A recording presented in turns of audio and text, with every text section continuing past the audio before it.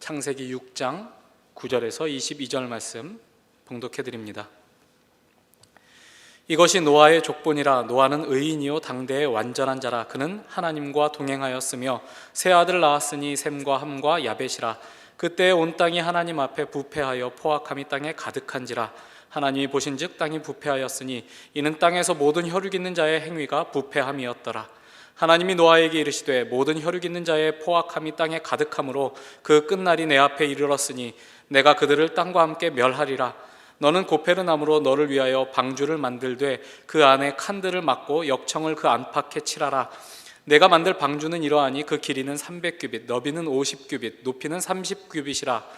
거기에 창을 내되 위에서부터 한 규빗에 내고 그 문은 옆으로 내고 상중하 3층으로 할지니라. 내가 홍수를 땅에 일으켜 무릇 생명의 기운이 있는 모든 육체를 천하에서 멸절하리니 땅에 있는 것들이 다 죽으리라. 그러나 너와는 내가 내 언약을 세우리니 너는 내 아들들과 내 아내와 내 며느리들과 함께 그 방주로 들어가고 혈육 있는 모든 생물을 너는 각기 암수 한 쌍씩 방주로 이끌어들여 너와 함께 생명을 보존하게 하되 새가 그 종류대로 가축이 그 종류대로 땅에 기는 모든 것이 그 종류대로 각기 둘씩 네게 나아오리니 그 생명을 보존하게 하라.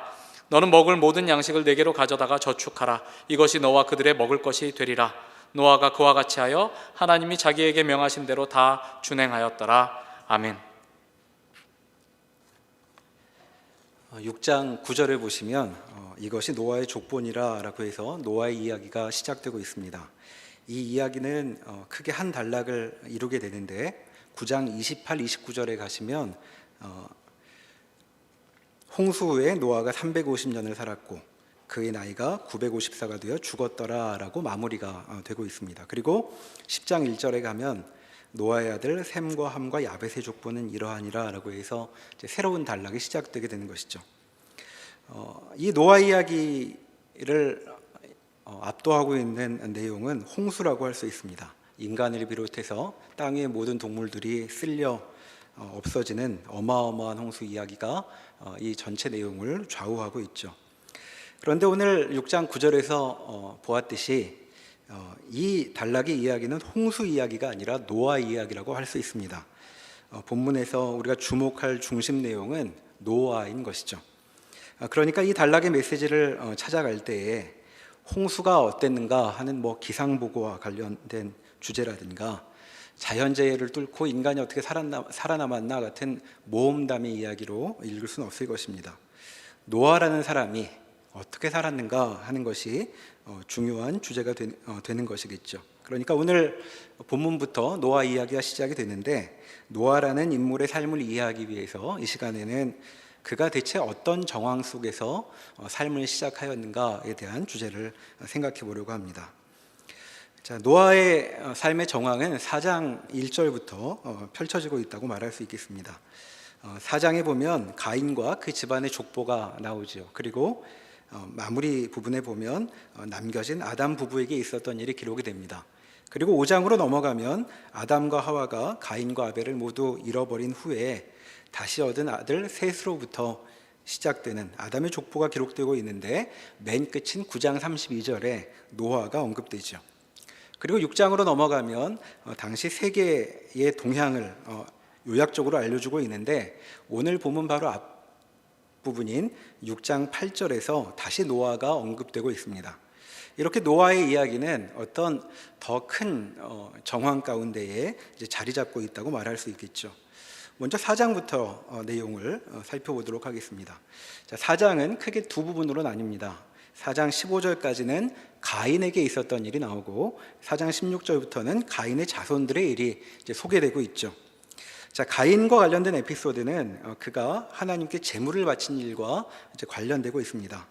자, 가인과 아벨 두 형제가 하나님께 제물을 바치는데 무슨 연유에서인지 동생의 제물은 하나님께서 반기셨지만 형 가인의 제물은 반기지 않으셨다라고 되어 있죠. 자, 그래서 가인이 이제 그와 같은 결과를 보고 어떻게 반응했는가? 성경이 이야기하고 있는데 먼저 우리 상황을 좀 비유해 보면 좋겠습니다. 여러분, 우리가 누군가에게 선물을 했다고 생각을 해보죠. 호감 가는 이성에게 벼르고 벼르다가 마음에 드는 선물을 찾아서 건넸습니다. 그런데 상대가 받아주지 않는 것이죠. 자, 그럼 여러분 무슨 생각을 하시겠습니까? 아, 내가 그때 그 사인을 잘못 읽은 거구나. 내가 뭘 잘못했길래 이렇게 좋은 선물인데 거절할까? 이제 이런 생각들을 하게 되겠죠. 그런데 여기 가인은 어떻게 했나 한번 보시죠. 5절에 보시면 가인은 몹시 분하여 안색이 변하였다라고 되어 있습니다. 자, 몹시 분하여, 영어 성경에는 very angry라고 되어 있습니다. 자, 가인은 이 일로 크게 화가 났다는 것이죠. 자, 선물을 안 받아준다고 크게 화를 내는 이 인물은 좀 특이해 보이기도 합니다. 그런데 그 이어진 내용을 보면 이 가인의 분노는 적반하장이라고 말할 수 있죠. 6절에 보시면 하나님이 가인에게 이렇게 말씀하십니다. 내가 분하여 하면 어찌 됨이며 안색이 변하면 어찌 됨이냐. 내가 선을 행하면 어찌 낯을 들지 못하겠느냐. 선을 행하지 아니하면 죄가 문에 엎드려 있느니라. 죄가 너를 원하나 너는 죄를 다스릴지니라. 자, 하나님이 그의 제물을 받지 아니하셨던 것은 그가 무언가를 잘못했기 때문이라고 되어 있습니다. 그러니까 화를 낼 분은 하나님이실 수 있는 것이죠. 이런 제물은 집어치워라 이렇게 말씀하셔야 어울릴 것 같은데 지금 제물을 바친 이런 제물을 바친 자가 내고 있는 것이죠. 그런데 그렇게 불쾌한 일을 당하신 것 같으신데도 하나님은 진노하지 않으시고 가인을 위해서 말씀을 이어가고 계십니다. 내 앞에 죄가 엎드려 있다. 그것은 너를 사냥하듯 움켜쥐려고 하고 있으니 너는 죄에게 당하지 말고 싸워 이겨라. 좀 이렇게 말씀하고 계신 것이죠. 그러니까 이번에 재물 잘못 드린 건을 교훈 삼아 앞으로는 선을 행할 기회를 다시 이제 말씀해 주고 계신 것입니다. 하지만 가인의 마음은 하나님 마음 같지는 않았던 것 같습니다. 그는 자신과 다르게 하나님이 반기시기에 재물을 바친 동생에게 자기의 분노를 쏟아놓고 있죠. 8절에 보면 가인이 그의 아우를 쳐 죽였다고 되어 있습니다. 그러나 인간의 어떤 은밀한 행동도 하나님께 숨겨지는 법은 없죠. 자, 하나님이 다시 가인에게 이르십니다. 9절에 내 아우 아벨이 어디 있느냐, 이제 이렇게 다시 말할 것이죠. 자, 어디서 많이 들었던 질문 같습니다. 가인의 아버지 아담도 이런 질문을 들었었죠. 3장 9절에 가보시면 3장 9절에 하나님이 선악을 알게 하는 나무의 열매를 따먹고 숨어있는 아담을 이제 부르신 질문이 나옵니다. 내가 어디 있느냐? 자, 하나님이 지금 아담의 행방을 찾아 아담아 아담아 그러고 여기저기 부르고 계신 것이 아니죠. 그분은 아담을 훤히 꿰고 계시기 때문에 그에게 말을 걸고 계신 것입니다. 자, 그런 분 앞에 자기가 서 있다는 사실을 아담은 잘 알고 있었던 것 같습니다. 아담은 자신의 형편을 그대로 하나님께 아뢰죠. 10절에 내가 동산에서 하나님의 소리를 듣고 내가 벗었으므로 두려워하여 숨었나이다. 자, 하나님 존전에 있는 것이 무엇인지 아담은 잘 알고 있고 두려움 가운데 자기에게 있던 일을 이실직고 하고 있습니다. 자, 그러면 다시 본문으로 4장으로 돌아와서 가인의 모습을 살펴보시죠. 하나님이 내 아우 아벨은 어디 있느냐 하고 물으시자 그의 대답이 이제 9절에 나옵니다. 그가 이르되 내가 알지 못하나이다. 내가 내 아우를 지키는 자니이까. 자, 내가 알지 못하나이다. 자, 영어로 얘기하면 I don't know입니다. 몰라요. 이렇게 얘기하는 거죠. 처음부터 거짓말을 하고 있습니다.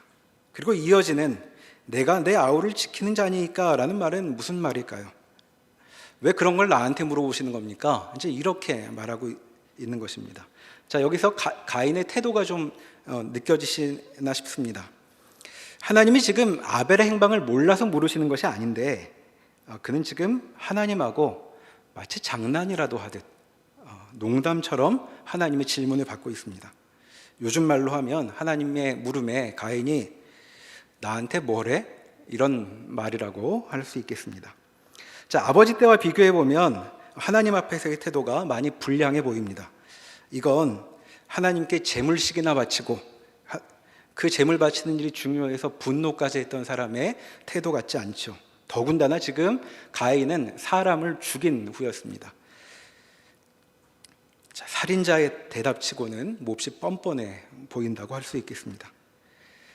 자, 가인의 행위를 다 알고 계신 하나님께서 그에게 그가 행한 일에 어떤 결과가 이어질지를 10절부터 말씀하시죠.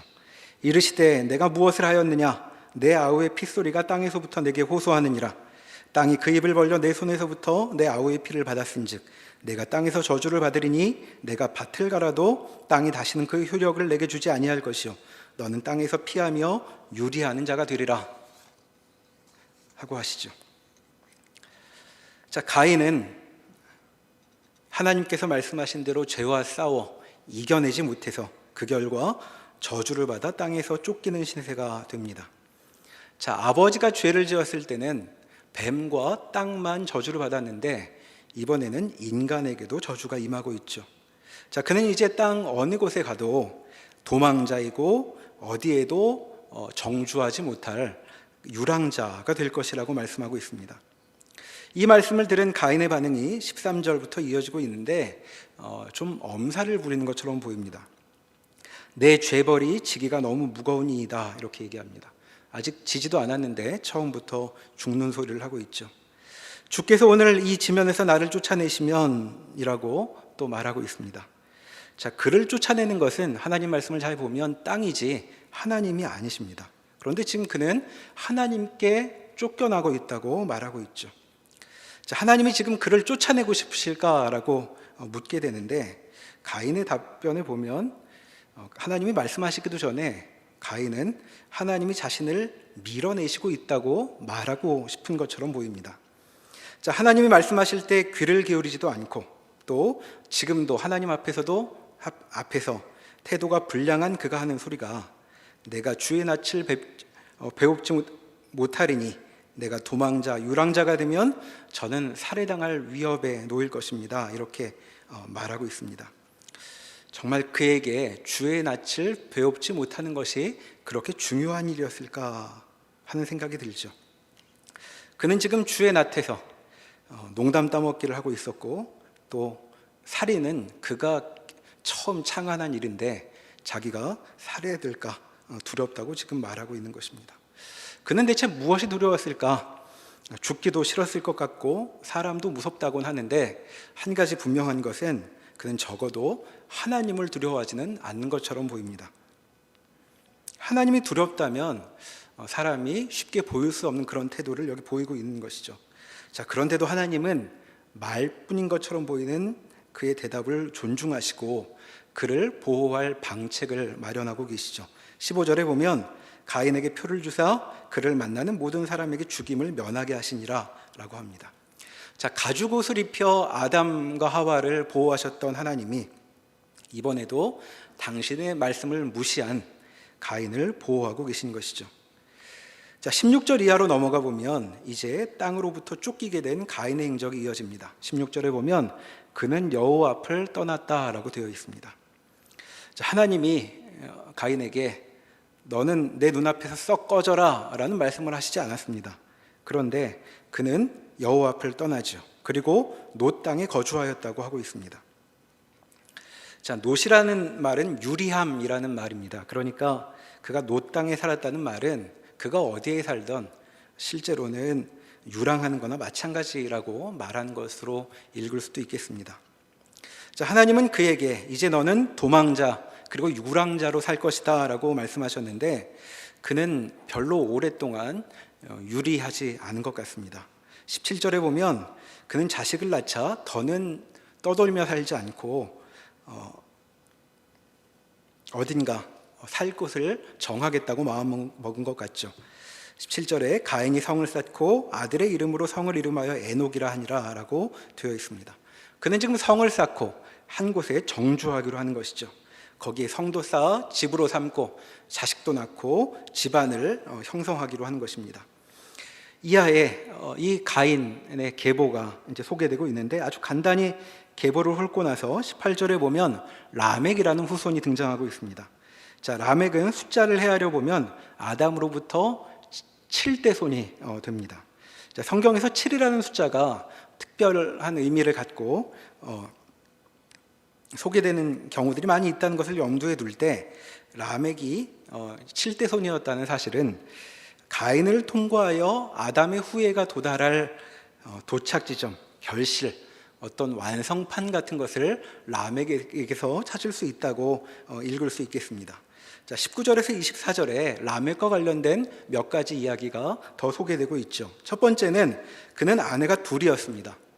자, 처음 남자에게 여인을 만드실 때 하나님 그 상황은 이랬죠. 아담이 그의 아내를 보고 이는 내 뼈 중에 뼈요 살 중에 살이라고 탄성을 지른 바 있습니다. 그리고 남자는 그의 아내와 합하여 둘이 한 몸을 이룰 것이다 라는 말씀도 이어지고 있었죠.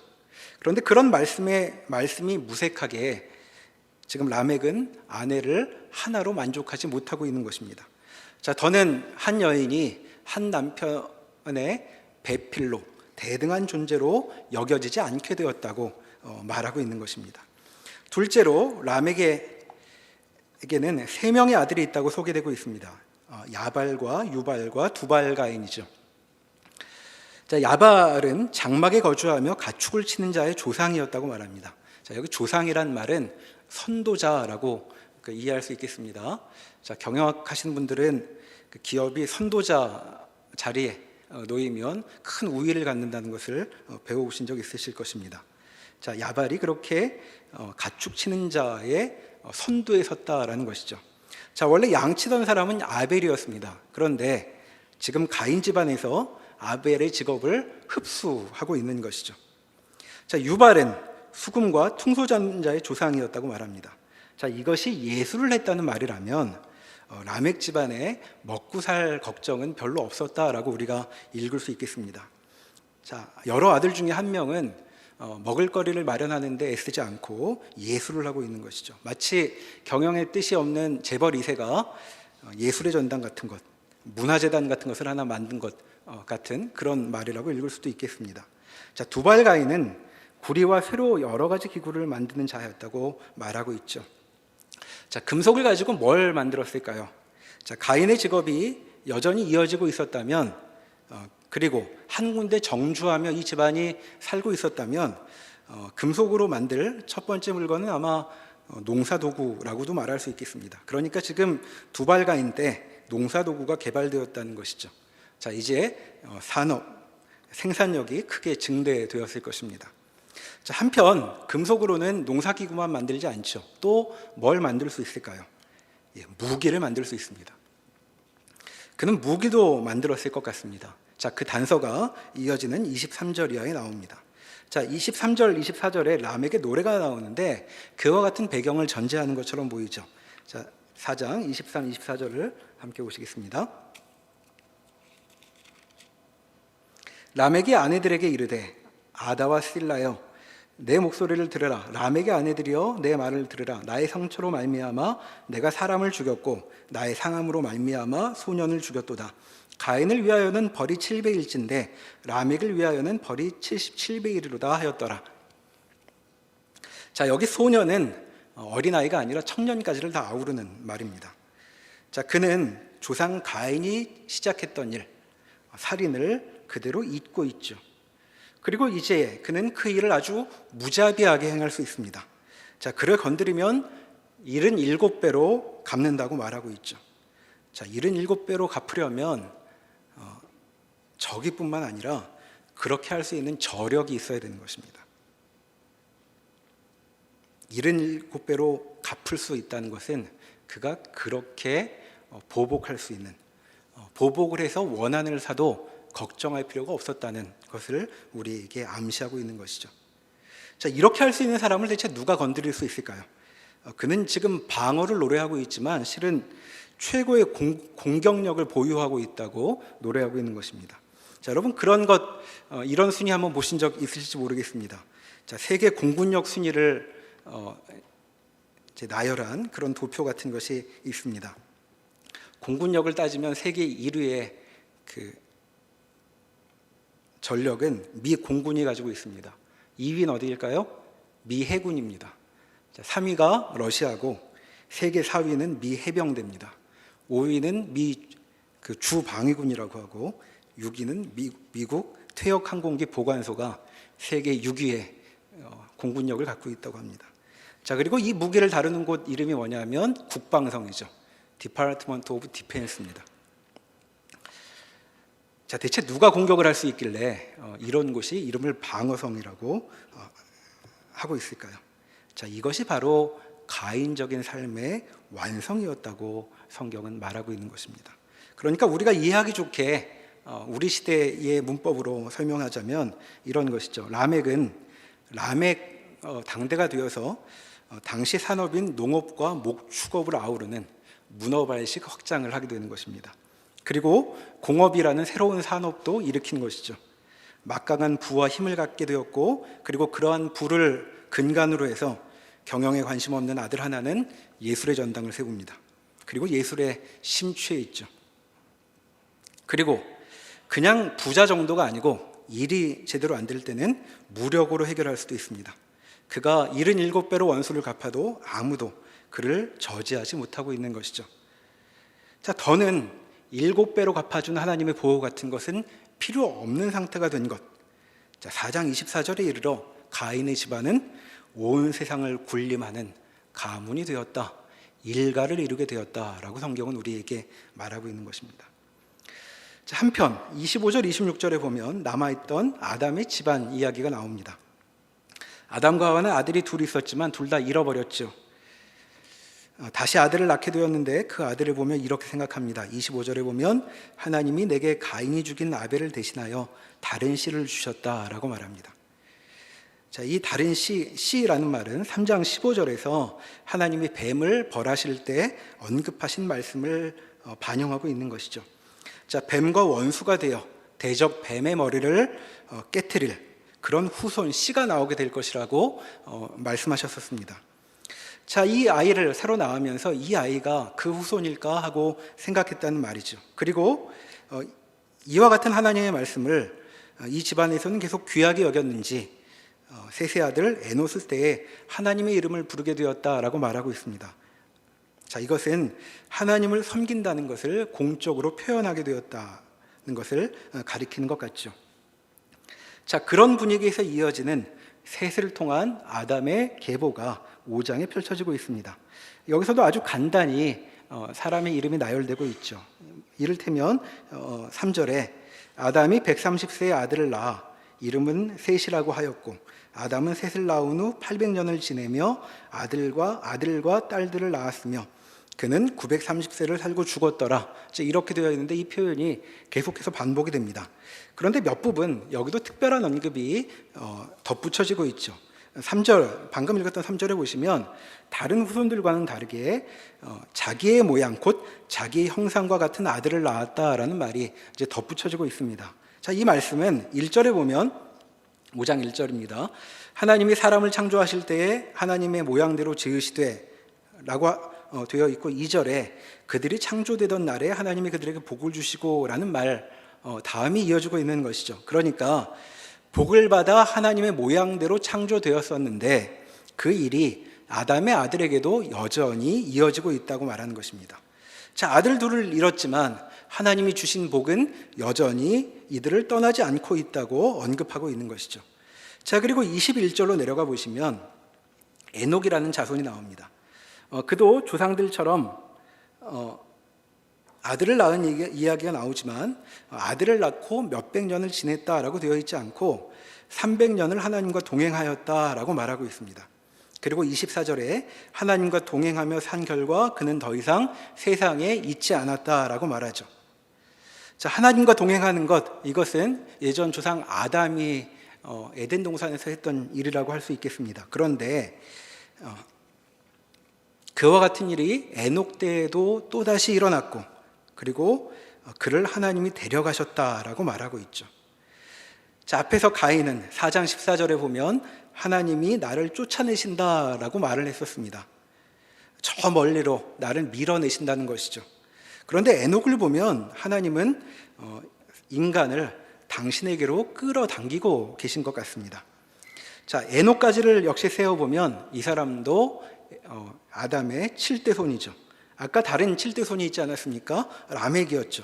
자, 그는 부국강병을 이룬 재벌 회장, 미국 대통령, 제국의 황제 같은 사람이었다면 에녹은 아담만이 경험했던 일을 다시 해보고 하나님 옆으로 불려가고 있습니다.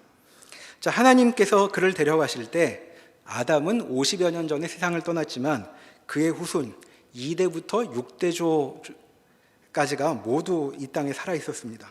그러니까 그 할아버지들에게 그의 행적은 아주 강한 인상을 남겼을 것 같습니다. 하나님이 창조하실 때 의도하셨던 바가 여기 에덴 밖 가시덤불과 엉겅퀴가 나는 땅에서도 여전히 계속되고 있다고 그가 삶으로 증언했던 것이죠. 그리고 25절로 넘어가 보면 에녹의 아들 무드셀라가 나오고 28절에 무드셀라의 아들 라멕의 이야기가 이어지고 있습니다. 자, 무드셀라는 가장 오래 산 사람이어서 성경 모르는 분들도 알 만큼 유명하죠. 그런데 그의 아들 라멕 이야기에서 또 특별한 언급이 덧붙여지고 있습니다. 자, 우선 이름부터 보면 라멕은 앞에 나왔던 이름이죠. 가인의 후손 가운데 드디어 가인의 기획을 실현시킨 바로 그 사람이었습니다. 그 계보의 절정이었죠. 그런데 여기 셋의 후손 라멕은 분위기가 전혀 다른 것처럼 보입니다. 자, 28절과 29절을 보시면 그가 아들을 낳으며 이름을 노아라고 짓는데 그 이름 뜻이 성경 밑에 각주를 보시면 안위함, 위로라는 뜻이라고 되어 있습니다. 자, 그는 아들의 이름을 지으며 이렇게 말하죠. 여호와께서 땅을 저주하심으로 수곱게 일하는 우리를 이 아들이 안위하리라 라고 말합니다. 이 아들이 우리를 안위하리라. 그는 지금 어떤 위로가 필요하다고, 그것도 아주 절실하게 필요하다고 말하고 있습니다. 자, 그런데 이 구절을 잘 들여다봐야 볼 수 있겠습니다. 다시 이 말을 옮겨보면 이런 것이죠. 이 저주받은 땅에서 이 아들이 우리에게서 이 수고를 덜어가 주기를, 제거해 주기를 하는 그런 기원이 담긴 말입니다.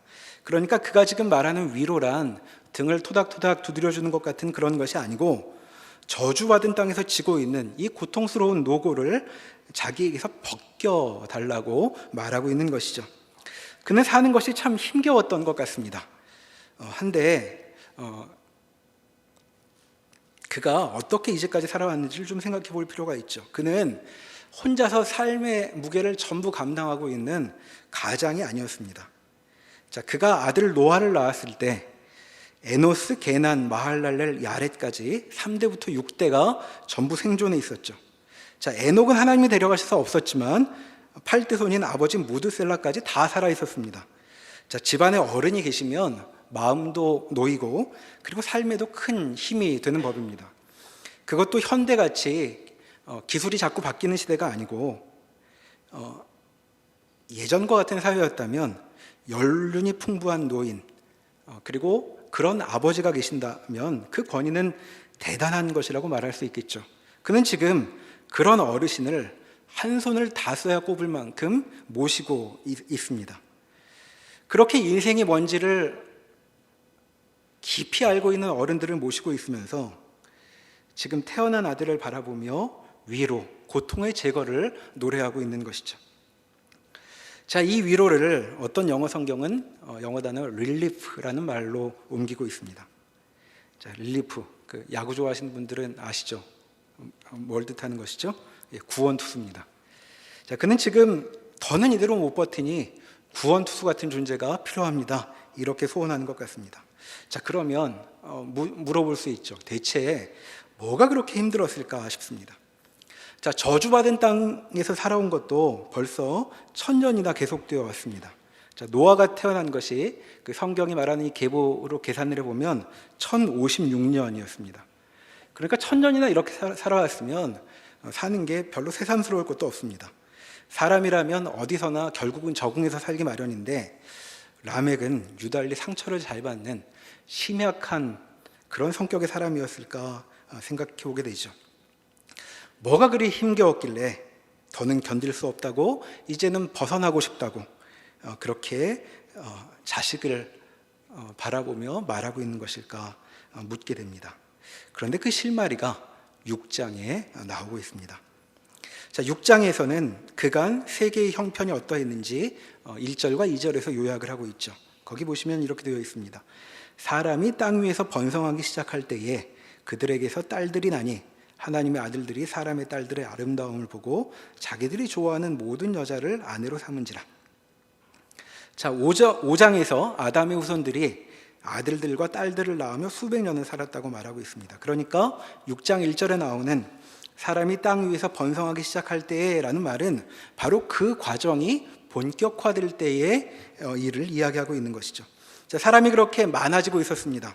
자, 그러면 그렇게 5장의 계보가 이어지고 있는 동안 세상은 어떻게 돌아가고 있었는가?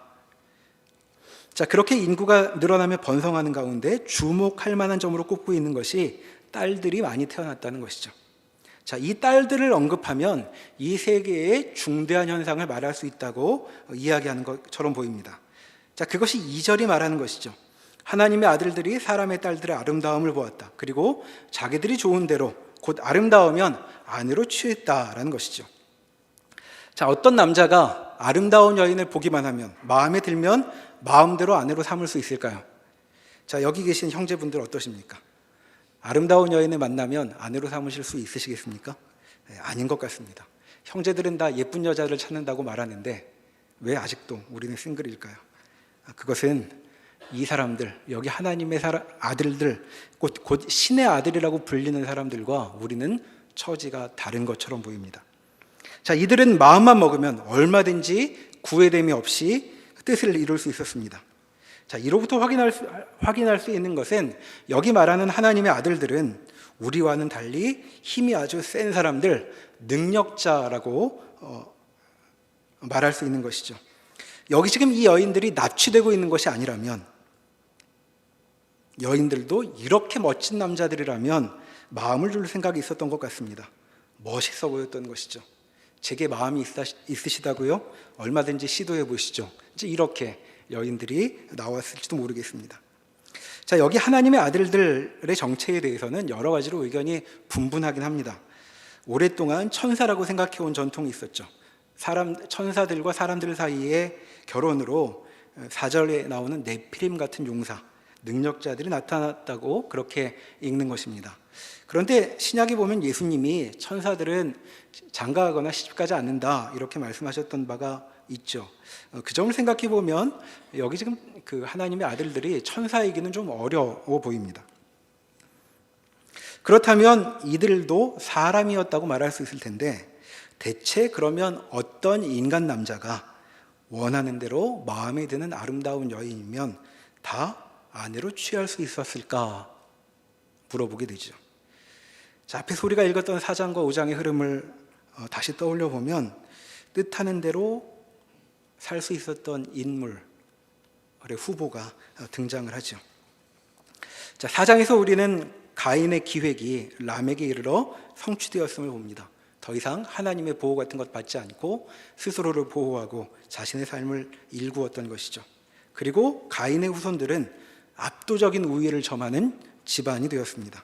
자, 이런 문맥을 따라간다면 5장에서 보듯 셋의 후손은 자식을 많이 낳아 번성했는데 그 딸들이 이 세계의 능력자들인 가인의 아들들과 결혼하여 가정을 이룬 것처럼 보입니다.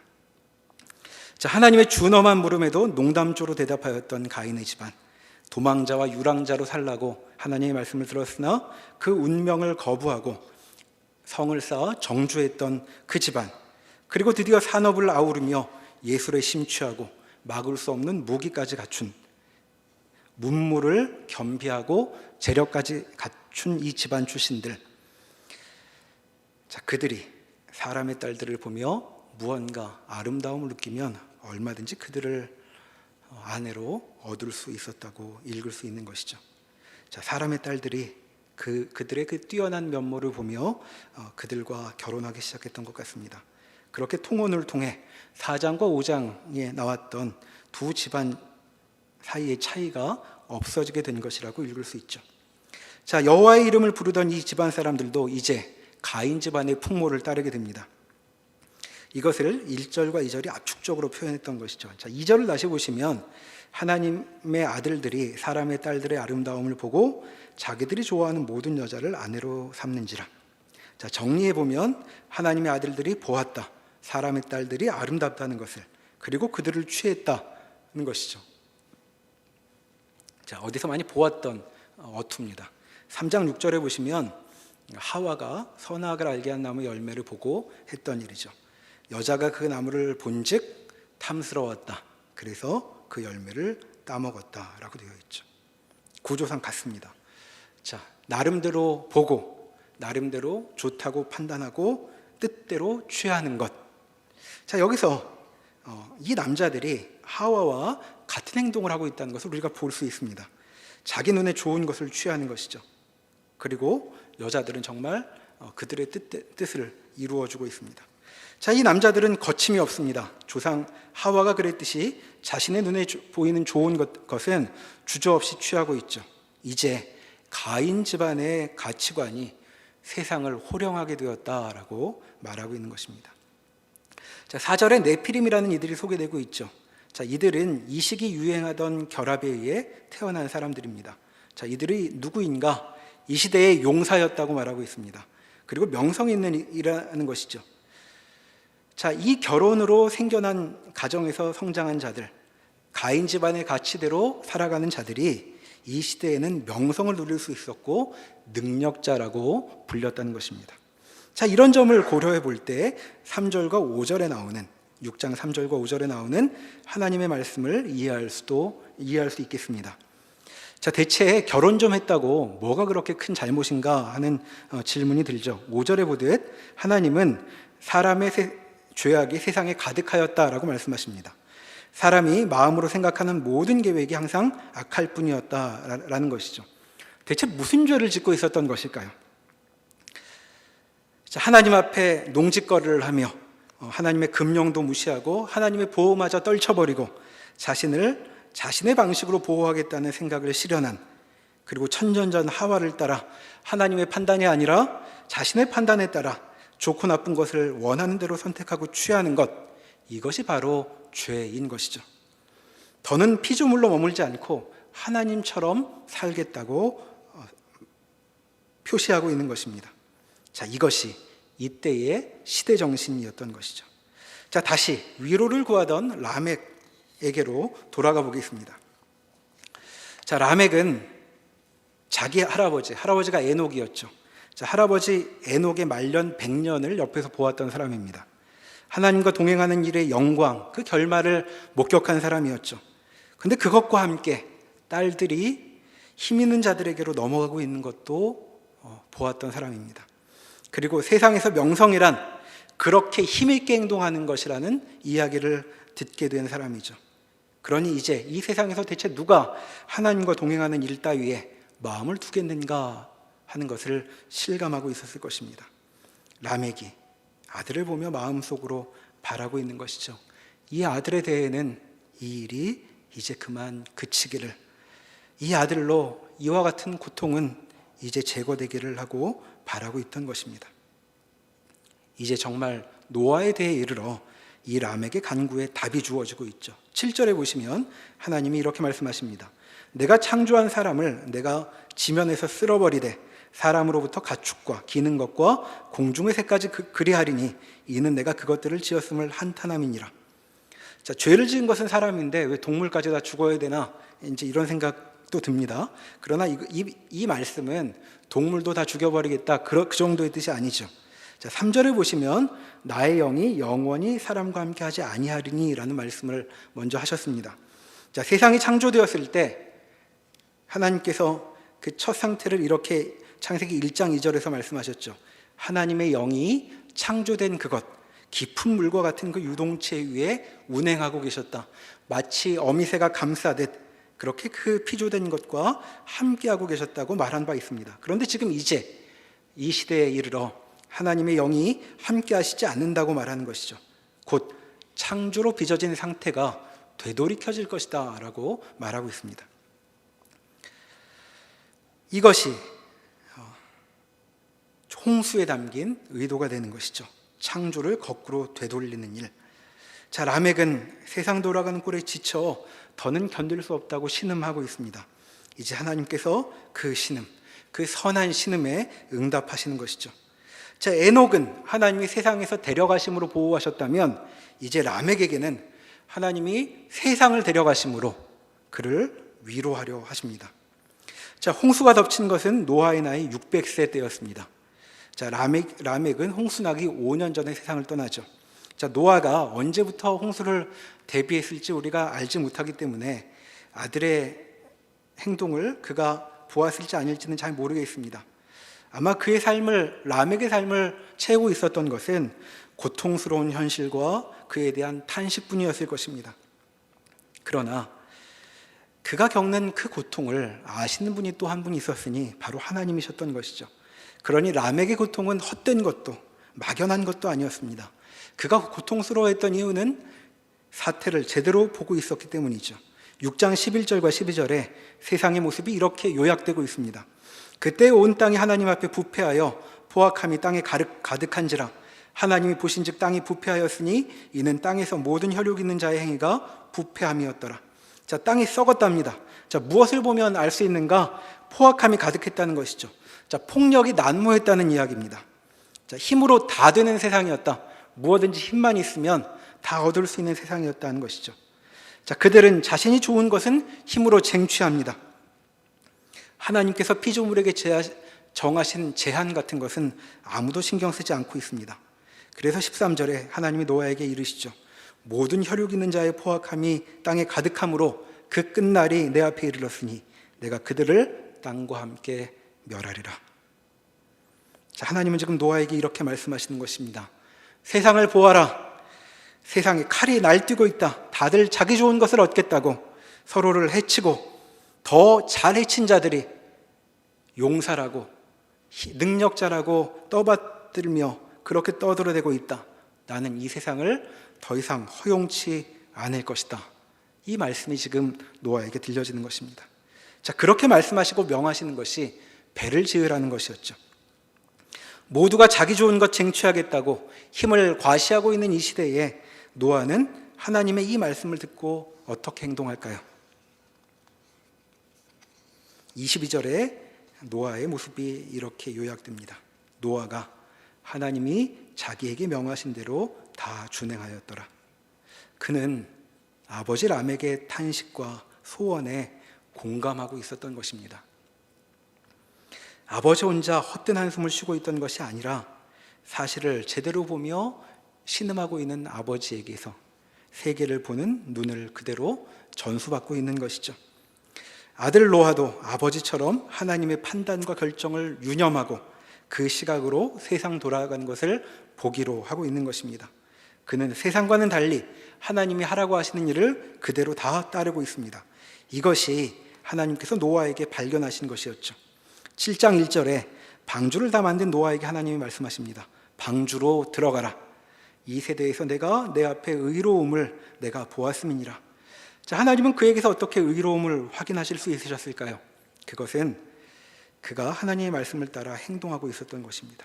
이 점이 다시 한번 강조됩니다. 7장 5절에 노아가 여호와께서 자기에게 명령하신 대로 다 준행하였더라. 에노스 때에 우리는 하나님을 부르는 사람들이라고 공적으로 선언을 했고, 그리고 에녹 때에 하나님과 동행하는 것이 참으로 귀하다고 몸으로 보였었습니다. 그러나 이런 식의 삶이 가인의 사고방식이 득세한 이때에 얼마나 힘겨운 것이었을까 묻게 되죠. 이런 힘겨움이 람에게 탄식과 소망에 담겨 있었던 것이고, 역시 노아도 마찬가지로 힘겨웠을 것입니다. 그런데 그는 이렇게 죄로 가득한 세상에서 하나님의 뜻을 따르는 힘겨운 삶을 살고 있었던 것이죠. 자, 창세기 4장부터 이어지고 있는 이 이야기는 우리가 알고 있는 세상의 이야기가 아닙니다.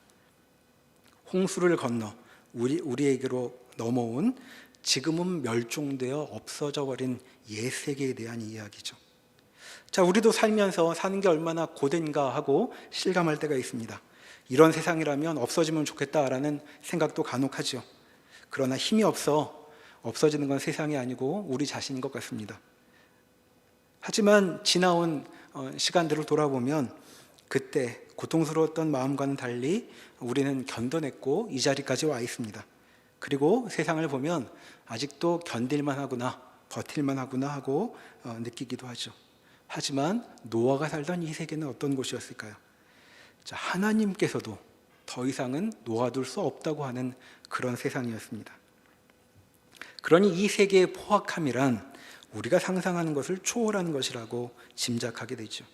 자, 그런데 이 시대에도 하나님의 뜻을 마음에 품고 온갖 어려움을 겪어가는 사람들이 있었다는 것입니다. 자, 이들이 잘못 살았던 것일까요? 세상을 잘못 읽고 고통을 자초하고 있었던 것일까요? 자, 이후의 사건이 보여주듯 틀린 건 세상이고 이들은 옳았습니다. 이들의 신음은 공중으로 흩어지고 마는 한숨이 아니었습니다. 하나님이 이들의 숨소리를 다 듣고 계셨던 것이죠. 앙담은 입에서 입술 사이로 비집고 나오는 그런 한숨을 하나님이 하나도 땅으로 흘리지 않고 듣고 계셨다는 것입니다. 라멕이 대체 어떤 위로를 기대했나 우리는 알 수 없습니다.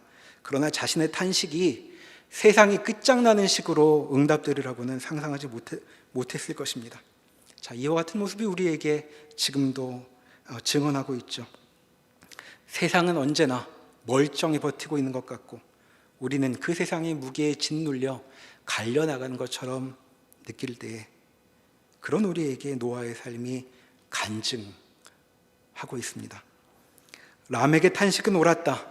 하나님이 옳으셨기 때문이다. 하나님이 아니라고 하시는 것은 틀린 것이고 그것은 멸망으로 나아갈 뿐이다. 우리가 하나님을 따르고 있다면 우리는 옳은 길에 서 있는 것이다 라고 고백하고 있습니다. 자, 하나님의 말씀을 따라 순종하는 노아, 그는 그 삶을 통해 무엇을 경험하게 될까요? 우리는 앞으로 이 이야기를 계속 따라가 보게 될 것입니다. 기도하시겠습니다. 하나님, 몹시도 어두운 시대에, 멸망을 앞둔 시대에 하나님의 편에 서서 주의 말씀을 귀 기울여 사느라 신음하고 있는 사람들이 있습니다. 하나님께서 그들이 옳았음을, 그들이 바른 길에 서 있음을 보여주실 것입니다. 하나님, 저희도 이 시대를 살며 주님을 따라 사는 것이 맞는지, 하나님께서 가르쳐 주신 것이 정말 생명으로 나아가는 길인지 맞는지 묻고, 그리고 주 앞에 신음할 때가 있습니다. 주님, 주의 길을 따라 살기를 소원하오니 저희와 함께하여 주시고 저희의 손을 붙들어 주시옵소서. 예수님의 이름으로 기도합니다. 아멘.